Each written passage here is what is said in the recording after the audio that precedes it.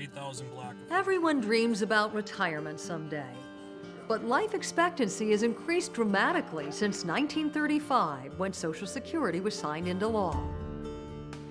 Why America may not be able to afford the retirement safety net. Why the baby boomers' affluent world may be changing. Why you might be working longer than you thought. The retirement revolution has already started. Very good. What animal is this? Zebra. Hexagon. Bumblebee. Good. So what color does red and yellow make? Orange. Rhinoceros. Yellow. Tiger. Tab. It's important to get more out of your 401k plan. It should be Matching contributions. Mass Mutual is proud to sponsor Retirement Revolution, another chance to learn with PBS. Hi, I'm Paula Zahn. Right now tonight, 78 million Americans are gearing up to produce the largest social and economic upheaval our country has ever experienced. They started appearing right after World War II, and today they're just about everywhere in the United States. These Americans comprise the demographic swell known as the baby boom. Today, as always, they are helping shape the future of our society.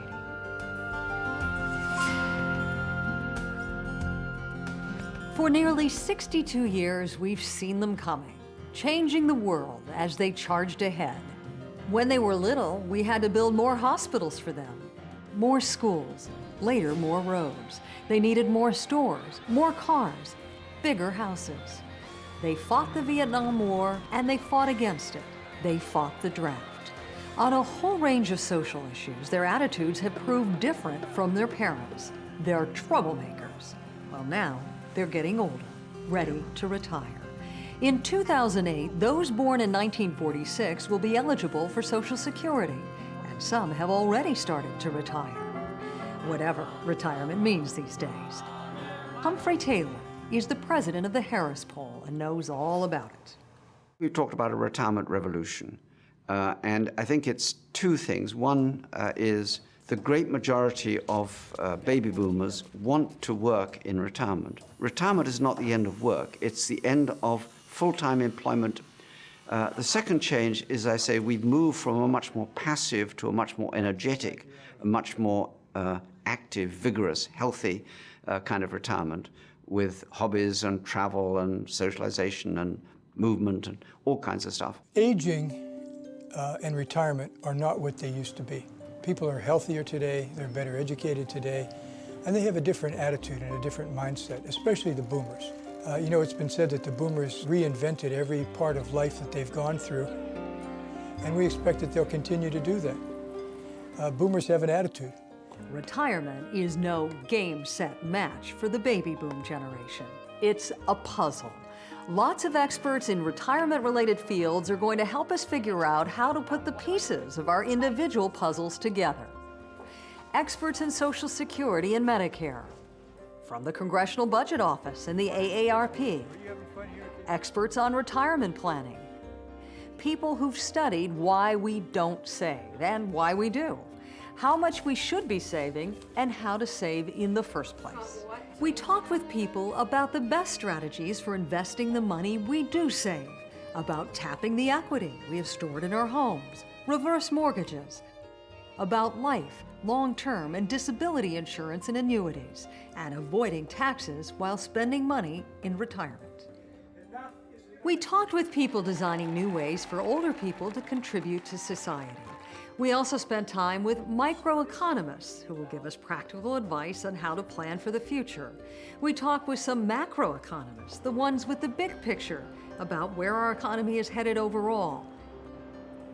And to Pete Peterson of the Blackstone Group, who thinks we're all facing a moral crisis. We also talked with lots of people who are dealing with the ups and downs of retirement right now. Some are succeeding in much the way their parents did. Some are thinking of aging in completely new ways and inventing novel approaches to retirement. Others are struggling. Each and every one of them is trying to figure out the pieces of their own retirement puzzle and put them together as best they can. like Jan Pina Davis, 59 years old, a teacher who lives in Oak Park, Illinois. She doesn't think she'll ever be able to retire. It's just very interesting to me that I find myself in this position.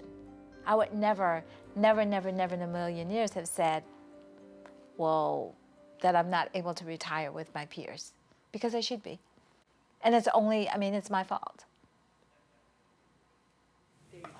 Some people like Kelly and Rob Seiler are getting a head start on retirement savings.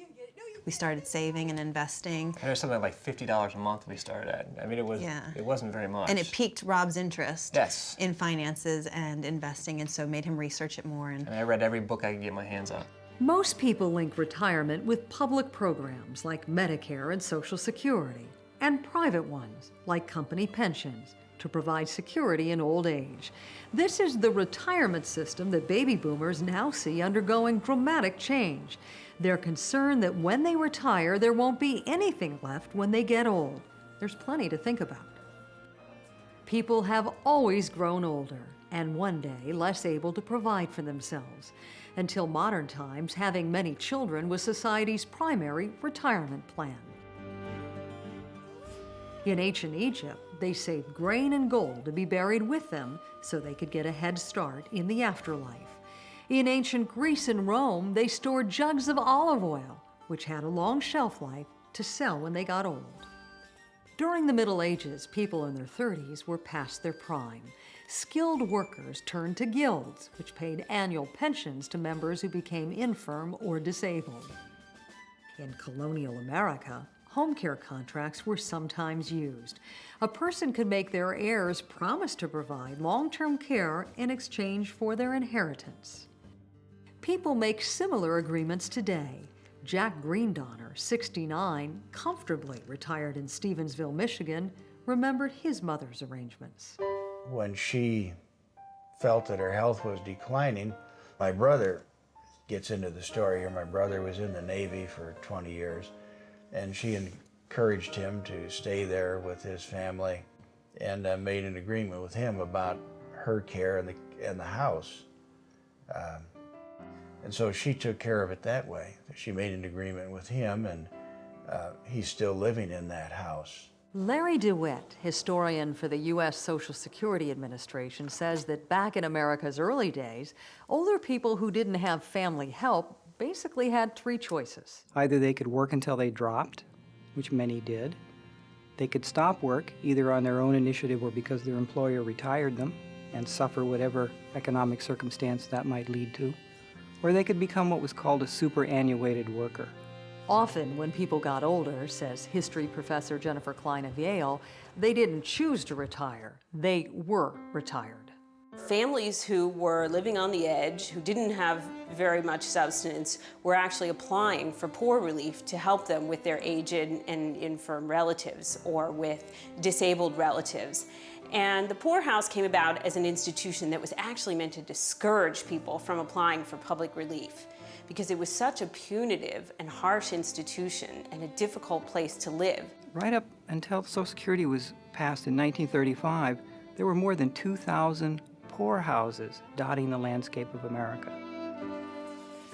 As more immigrants came, as more people moved to cities, they were cut off from earlier forms of subsistence, of living on the land, of growing their own food, or having extended families around them. The Industrial Revolution transformed all of the developing world in ways that undermined sort of our traditional strategies for dealing with economic security. Before the Civil War, public relief was at the local level. Aid to poor people was the responsibility of a local government or a county government, and it was known as poor relief. But after the Civil War, a national retirement system emerged. And that was a veteran's pension. It began in 1862, and first it's linked to disability and service in the war effort on the side of the Union. It developed into a full-blown national pension with survivors' benefits, and by the first decade of the 20th century, 50% of those in the North could collect a Civil War pension. And so it wasn't really until about 1910, 1912 that reformers were really searching around for another program as the Civil War generation began to die out.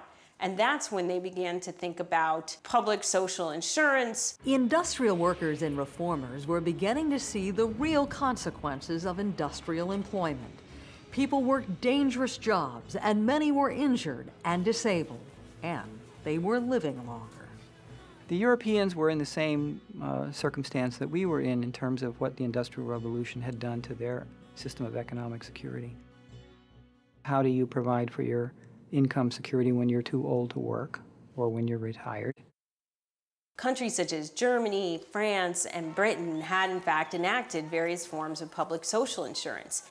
In 1889, Germany Chancellor Otto von Bismarck, with Kaiser Wilhelm, passed a first-ever state pension system. According to Professor Klein, he wanted to head off a working-class movement, or socialism. Meanwhile, in the United States, only about 2% of the workers ever retired with an income from their companies.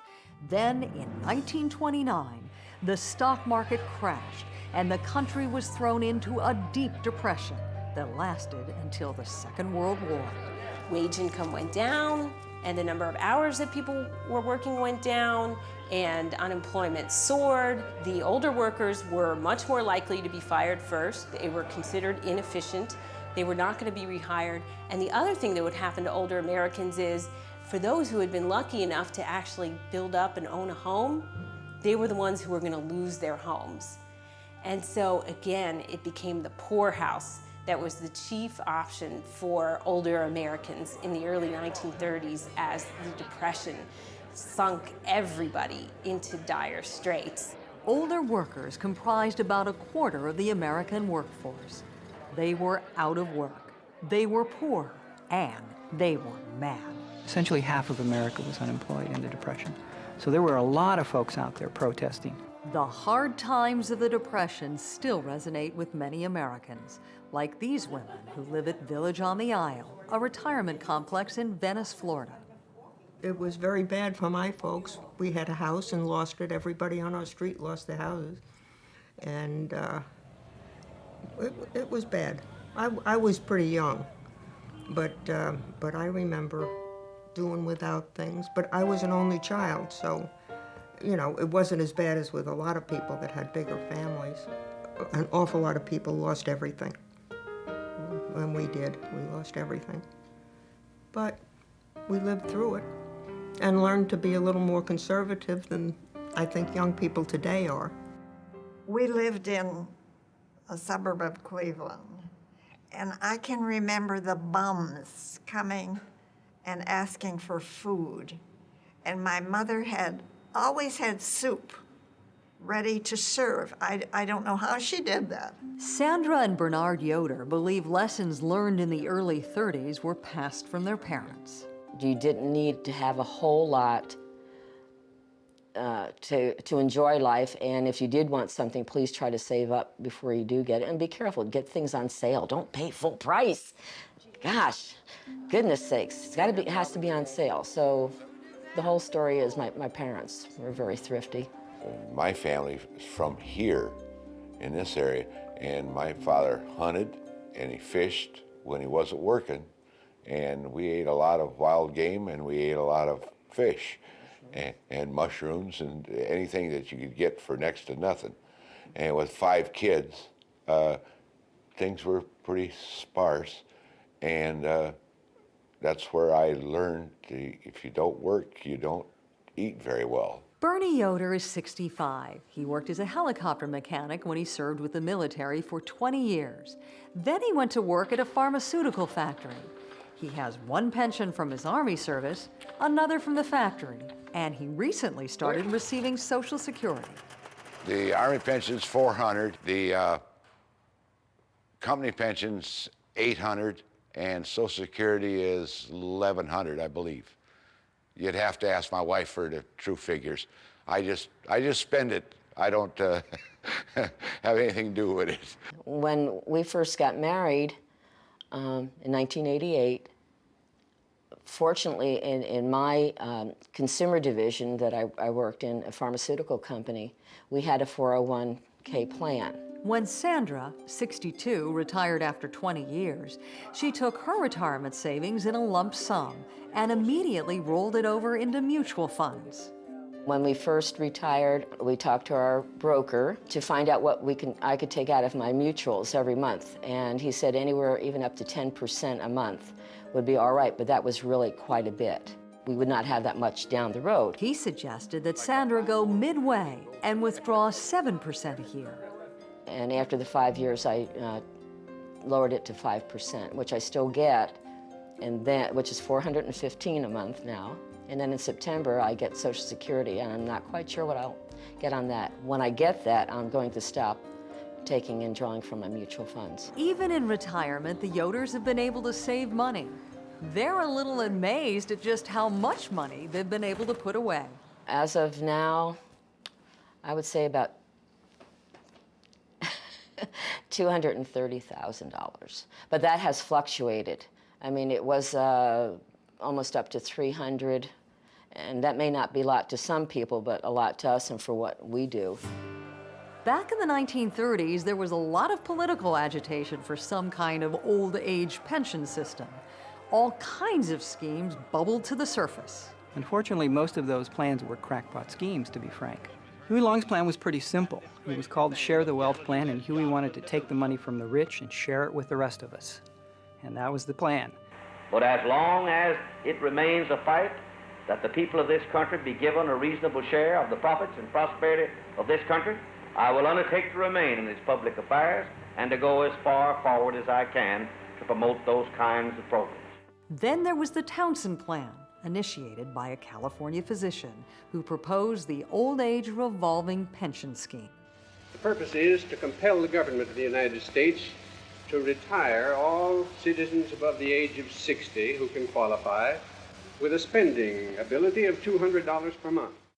The Townsend movement became a grassroots movement with local clubs and rallies and marches. They wrote letters to Congress continually, and they really turned up the heat.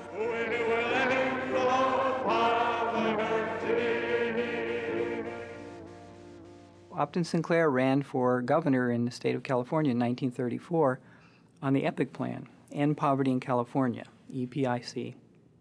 And the essence of the EPIC plan was to transform California into a socialist economy, because Upton Sinclair was a socialist. Now, this was a pretty broad-based idea that involved land reform, that involved housing, that involved a bunch of things, but it also, again, included a flat pension for everyone who was over a certain age. I think we have to keep in mind what's important about this moment of 1934 and 1935 is not just that a handful of reformers came along with the idea for a public old age pension plan. That idea had been around for decades. What it was a mass movement that began to put pressure on Congress to act. I think what they looked at was an industrial economy that was prone to downturns, that went through cycles, that caused insecurities. You didn't have to just work in agriculture to experience seasonal shutdowns. Auto had them too. People faced periods when they had no income, either because of illness or injury or disability or old age, which more people were living into now, or giving birth to a child. And what Franklin Roosevelt and the government tried to do in 1934 and in 1935 was develop some kind of realistic, practical, workable system that we could provide this foundation of economic security for the wide base of the average working American. Now is the time to say, everyone faces risk in an industrial society, so let's plan for it in a rational way. Let's have everybody, both workers and employers, put aside money in advance, and that way we'll cover this risk of no income when aged people can no longer work. This Social Security measure gives at least some protection to 50 million of our citizens who will reap direct benefits through unemployment compensation, through old age pensions, and through increased services for the protection of children and the prevention of ill health. We can never insure 100% of the population against 100% of the hazards and vicissitudes of life, but we have tried to frame a law which will give some measure of protection to the average citizen and to his family against the loss of a job, and against poverty-stricken old age. It was a monumental achievement, but it was only limited to certain groups within the workforce. It only covered about half the workers in the economy, and benefits were fairly meager, to be frank about it. Benefits ranged from $10 to $85 a month. That was the maximum. Survivors' and dependents' benefits were added in 1939. And then in 1956, we get disability benefits added to the system, and then in 1965, we get Medicare. So it really takes 30 years from the founding of the system in 1935 before the full system as we think of it today is in place. Our Social Security system faced a crisis in the 1970s and again in the early 1980s when it looked like it was going broke. President Ronald Reagan appointed a commission headed by Alan Greenspan to study the problem. Congress enacted its suggestion, saving Social Security in the short term. And that act in '83 is the one that put in place the current financing system that we have today, in which we're witnessing a large buildup in trust fund reserves, currently in excess of $2 trillion. And that buildup will continue until about 2017, the actuaries project.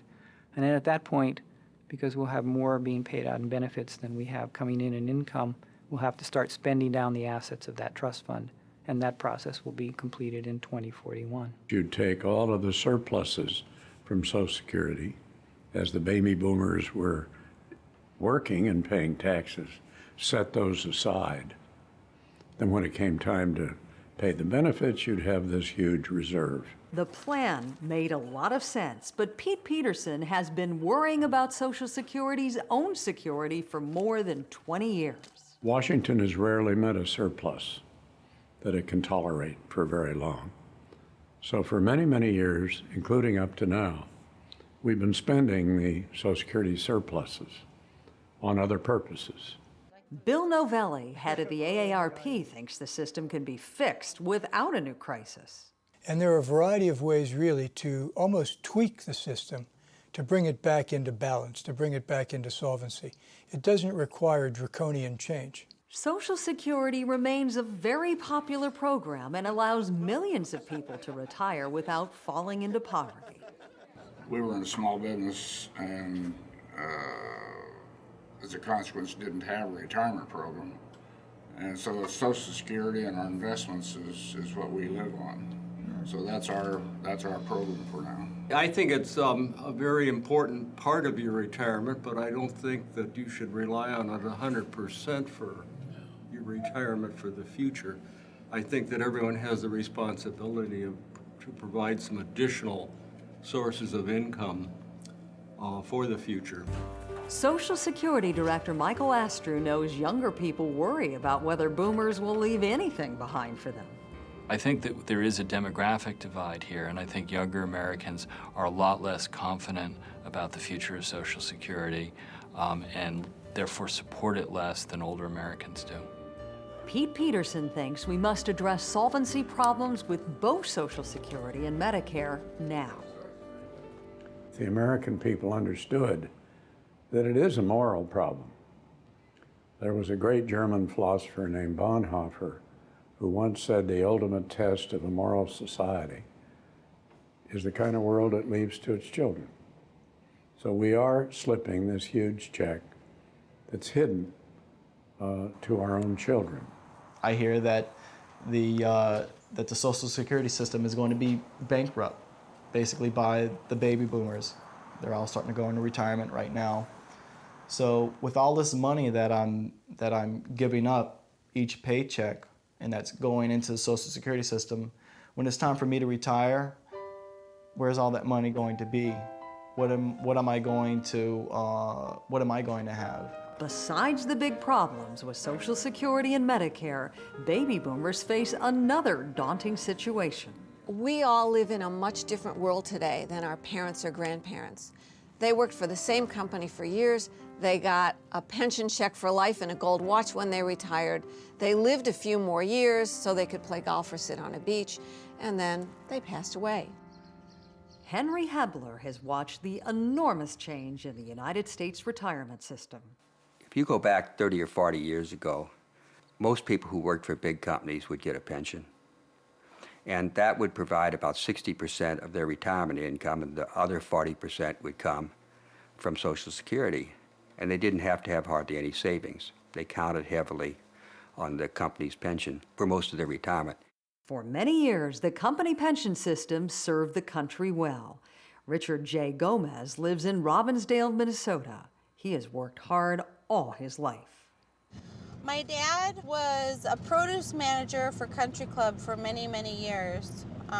He's very artistic, and he did go to art school, but he never finished for some reason. I think because he had a family to raise. And then he got a job at Country Club. He worked there for many, many years. But now he's in the healthcare field, and he works as not a nurse, but a nursing assistant in surgery. I've been there for, about 17 years now. And all of them have offered, and I've taken advantage of retirement packages, saving, and putting in a percentage and pretty much getting into their programs. That's what I've been getting into. And I do get benefits, a retirement benefit from at least one of them right now. I'm right at the jaws of retirement. Planning it, of course, is the best part. I've been doing that for quite a while now. I've been taking several trips down to Mexico. That's where I plan on retiring eventually. I've had more opportunities as far as being able to buy different properties, and realize some investments and some interest back on those. So I mean, it's been pretty good for me, and I'm sure it's a little tougher for the kids nowadays, So hopefully that they can come up with something. No matter what, though, you have to take a certain amount of your money and put it away. It has to be done, no matter what. The future gets you real quick, I'll tell you. Henry Hebler says government and businesses are shifting responsibility for retirement to individuals. And as the years have gone by, companies have dropped pensions, and they've gone into private savings plans. So a 401k or a 403b or whatever it is, they're telling people, you have to rely on your savings. It's a much better deal for the company, and it could be a much better deal for you if you really save. Dallas Salisbury is president of the Employee Benefit Research Institute. They study employee benefit programs. Of those in retirement today, about 38% are receiving some type of a fixed monthly pension benefit from what you refer to as a guaranteed pension. Of active workers today, we anticipate of those in the workforce that about 20% will get some type of defined pension from the private sector, another 13% from the public sector. Not only are defined benefit pension plans becoming fewer and fewer, some of these plans are seriously underfunded. If we look at private pension plans, there's tremendous variation. Firms like General Mills have 140% funding. General Electric is at about 135%. And so you have companies that are very well funded.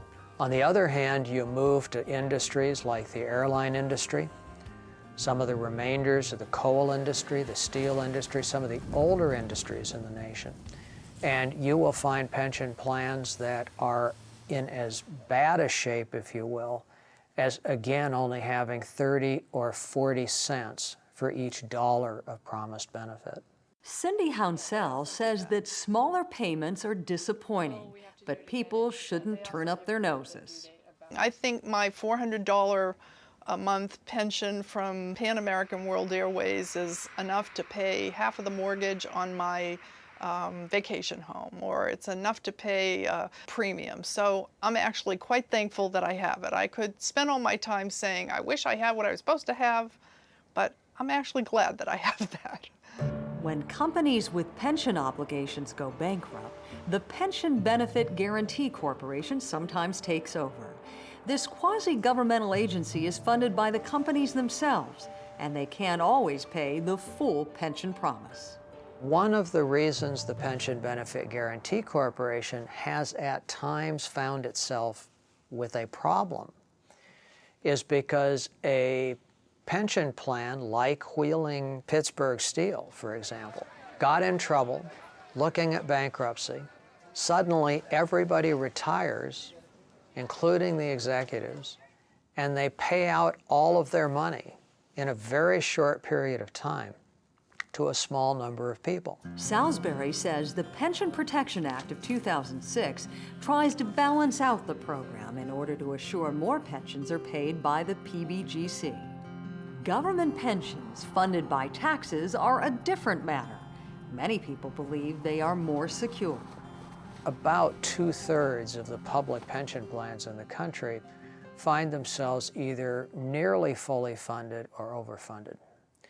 You then move to some states like New Jersey, Massachusetts, Illinois, and those pension plans, depending on how you run the numbers, only have enough money to pay about 30 cents of every benefit dollar that they've promised. The states and the federal government both are going to have to come up with the money to fund these pensions. And there are a lot of people working for the government nowadays. You know, the average person is probably spending 1/3 of his income supporting the government. And that's because we're approaching having 1/3 of our people working for the government. Some baby boomers with federal pensions woke up one day and realized that even if they didn't feel that old, the time had come when they could retire, like Vince Hayes of Seattle, Washington. I was with Social Security Administration for 22 years. From Anchorage, Alaska to Baltimore, Maryland.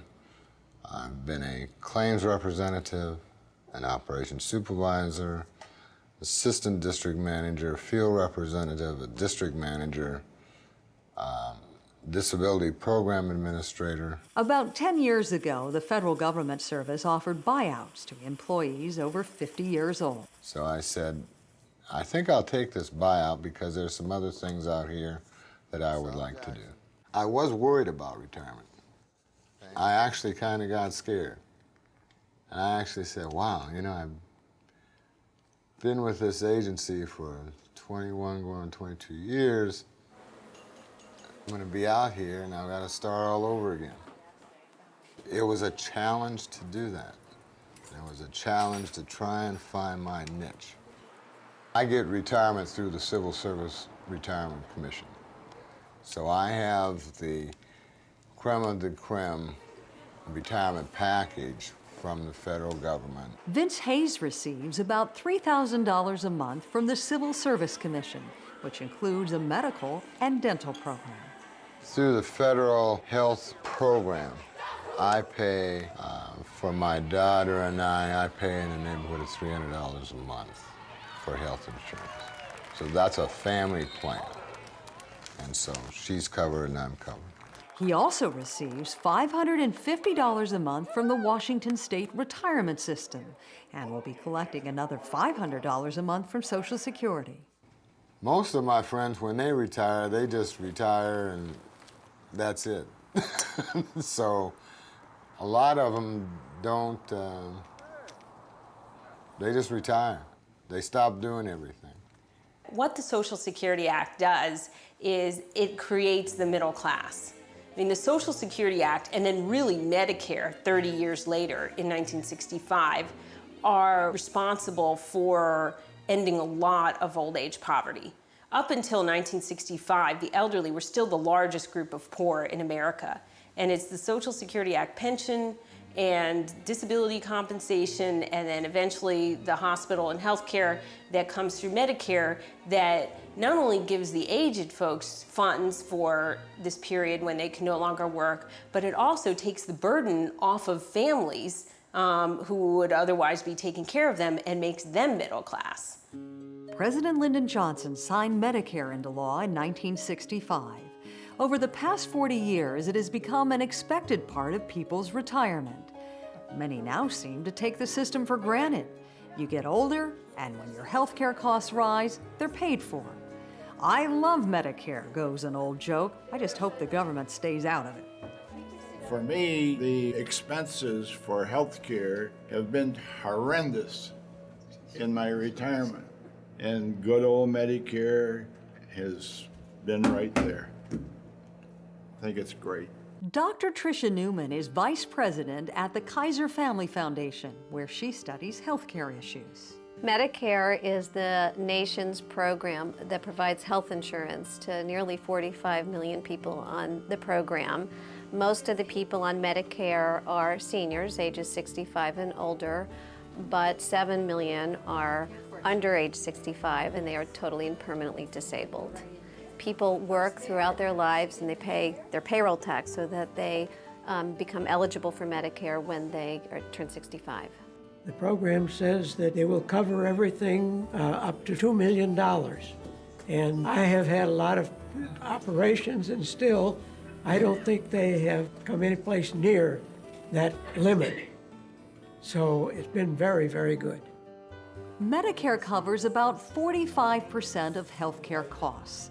Part A addresses hospital costs. Part B, doctors and diagnostic expenses.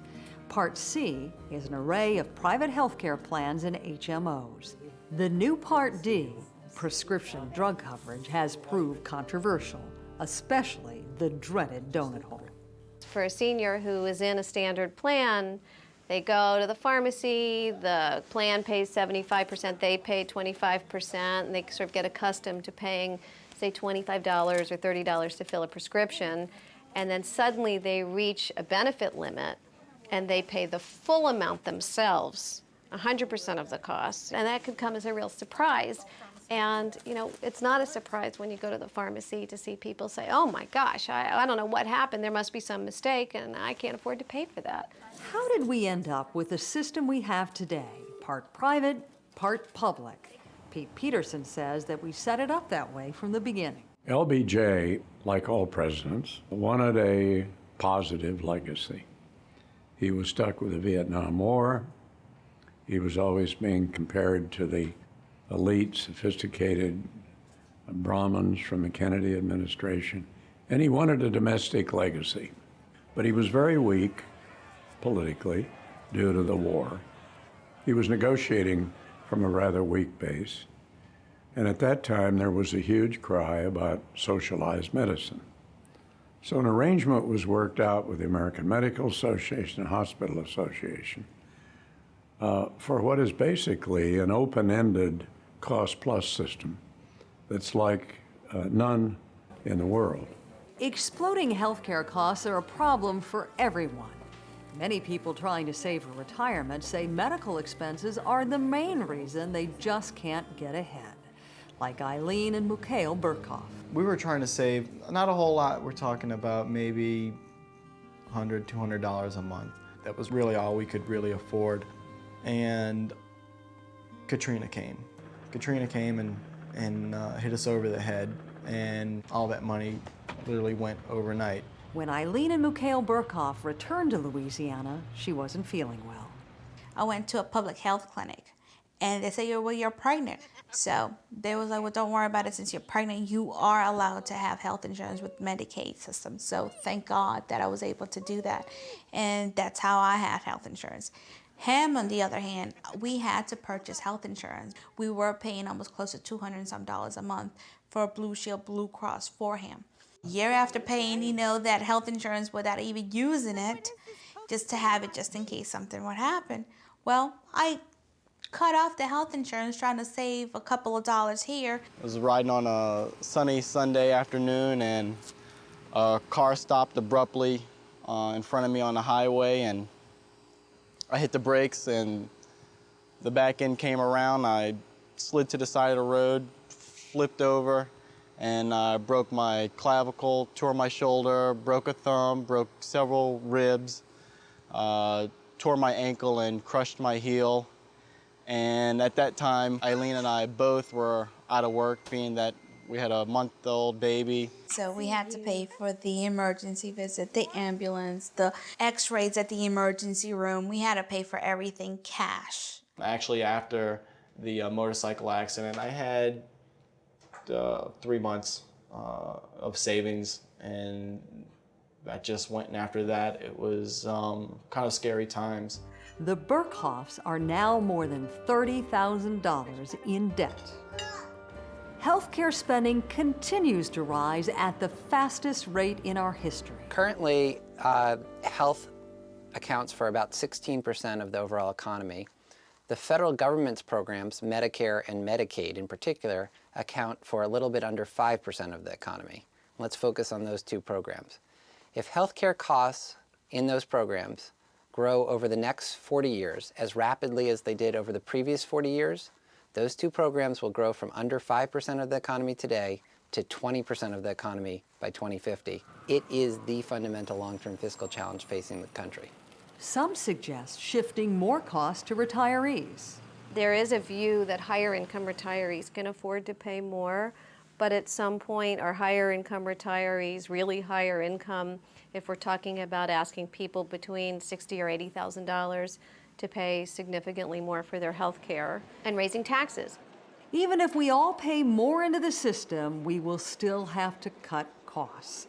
Another option on the table is raising the age of Medicare eligibility. The trade-off is that it is virtually impossible for someone in their 60s to find health insurance. So for people who are just waiting until they turn 65 to get their Medicare, if Medicare's not there for them, they could find themselves uninsured at a time where they really could not find comparable coverage for a price they could afford if it's available at all.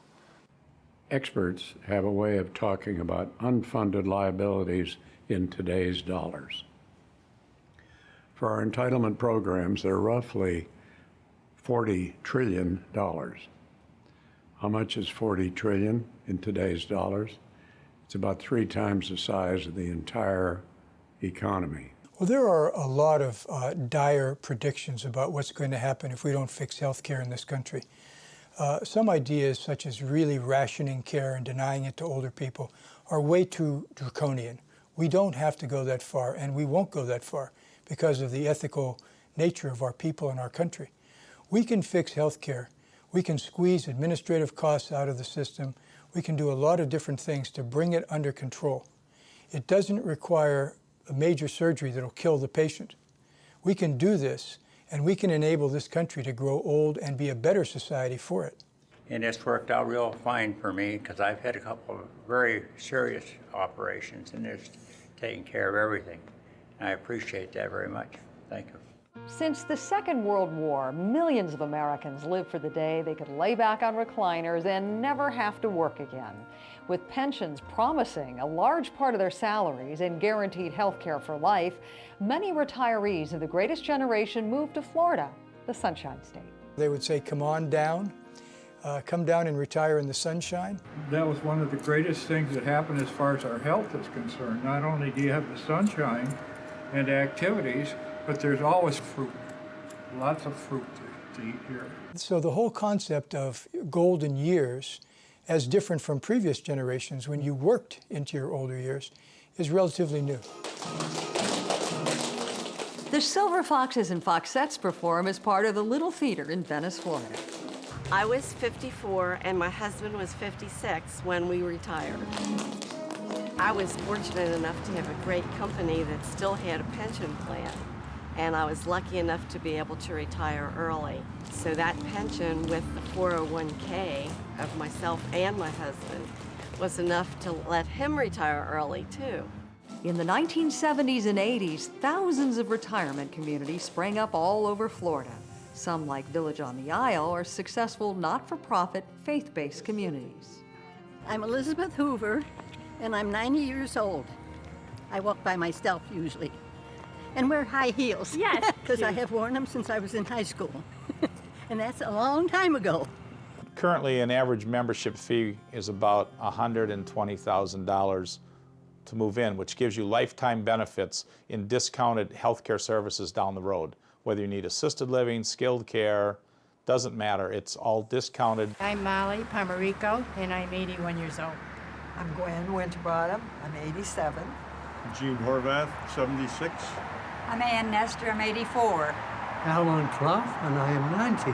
The big thing is to stay active and to get active and to keep active. And as long as you do that, the better health you'll be in and the longer you'll live. I don't know whether that's good or bad. Meanwhile, baby boomers are looking around at retirement options. Some think they have a better idea, one they can afford. They have sent their aging parents to retirement centers in India or Mexico and explored healthcare options in Thailand.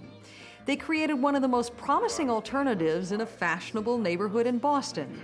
Steve Roop is only 57. He got involved 6 years ago. Do you need a plumber?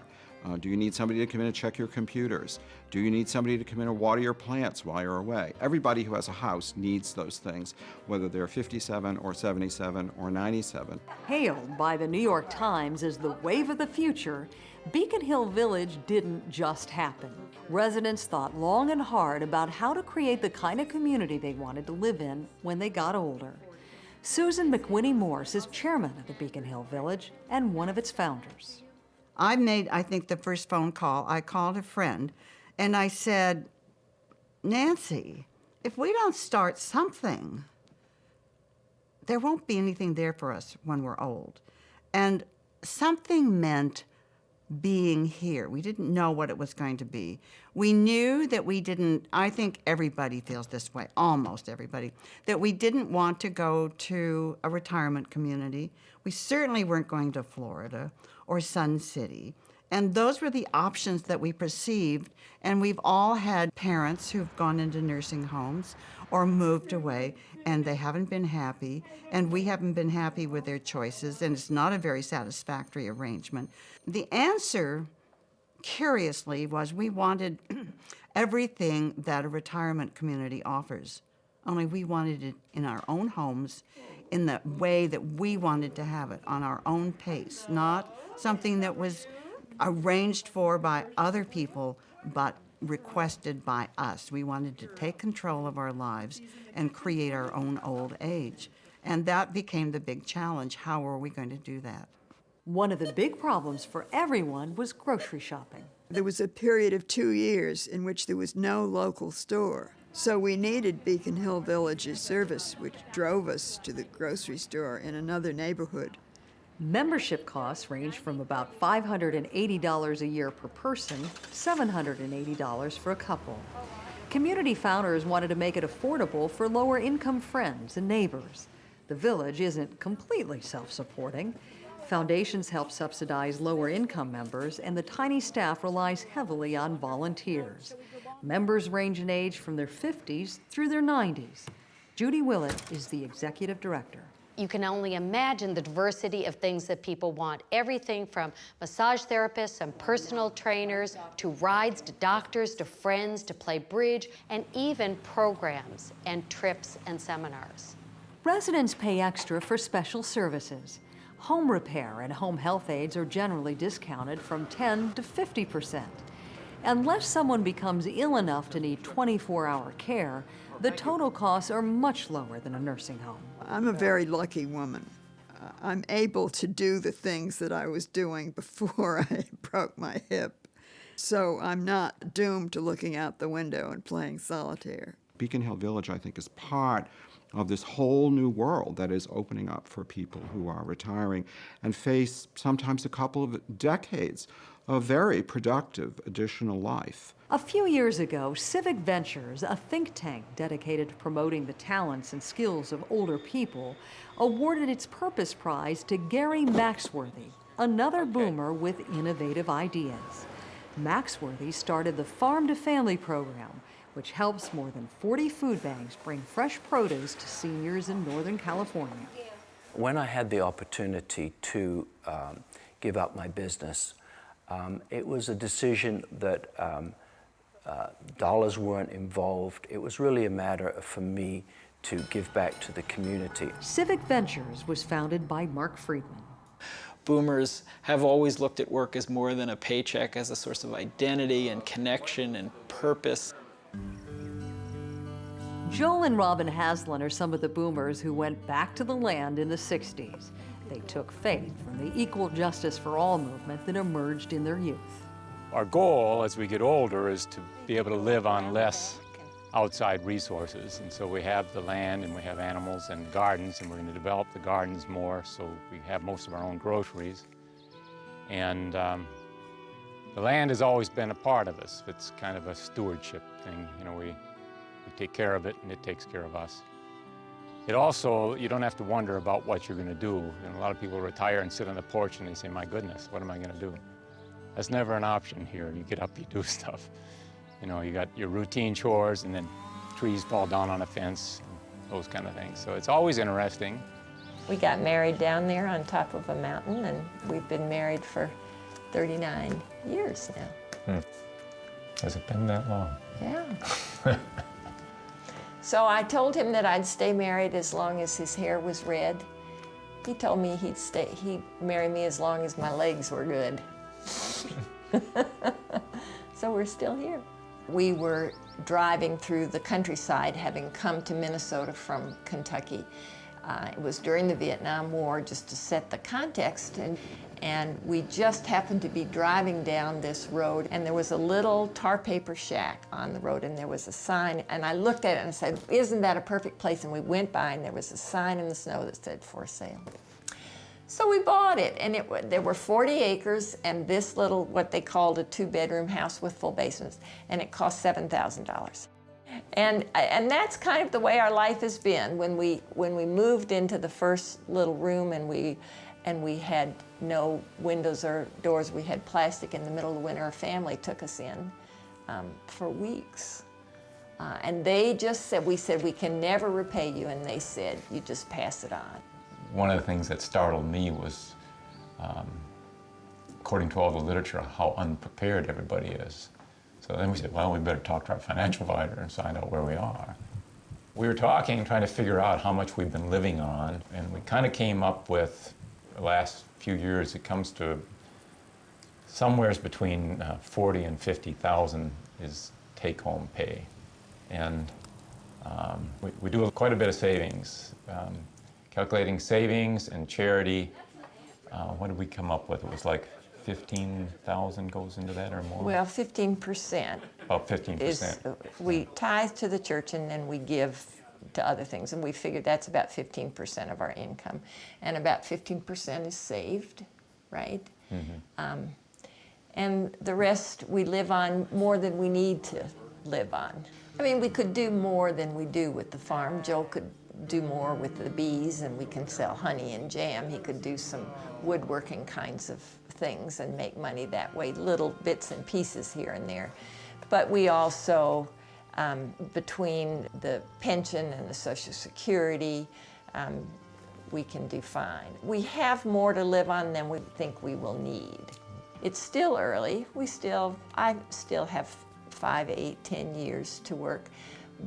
Not that long, but it's been good for us to really think about, read about, and articulate what our thoughts are. And we've even talked about, well, if you die first, what will happen to the farm?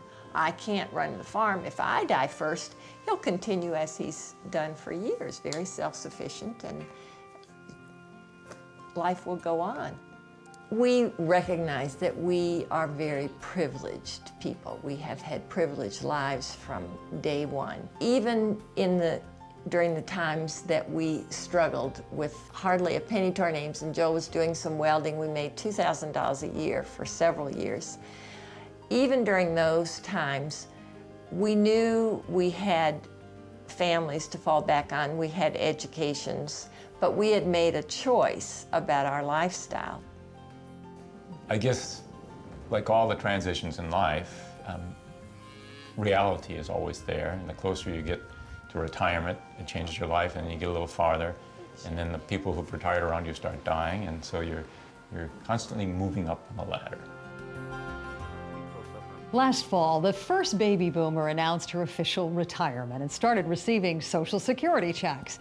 She's being followed by 78 million others who will be changing the face of America during the next 18 years. Although they worry about Social Security and Medicare, boomers are finding unexpected opportunities, new careers, and living longer, healthier lives. In Program 2 of the Retirement Revolution, we're going to explore financial tools they're using to strengthen their social safety net. Tools like insurance, reverse mortgages, annuities, investments, and 401k payouts. We'll also look at where the tax man lurks as baby boomers learn new ways of saving and spending.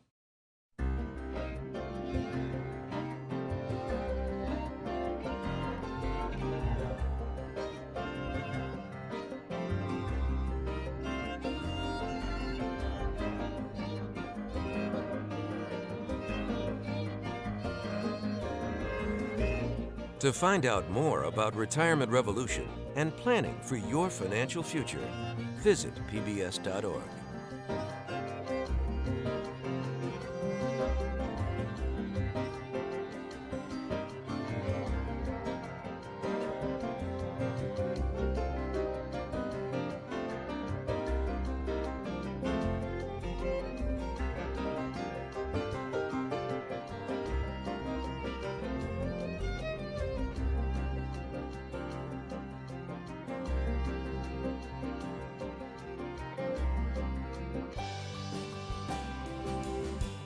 Very good. What animal is this? Zebra. Hexagon. Bumblebee. Good. So what color does red and yellow make? Orange. Rhinoceros. Yellow. Tiger. Tap. An important way to get more out of your 401k plan should be matching contributions. It's not too late to learn how to plan for retirement. Mass Mutual and your financial professional can help you get there. We are PBS.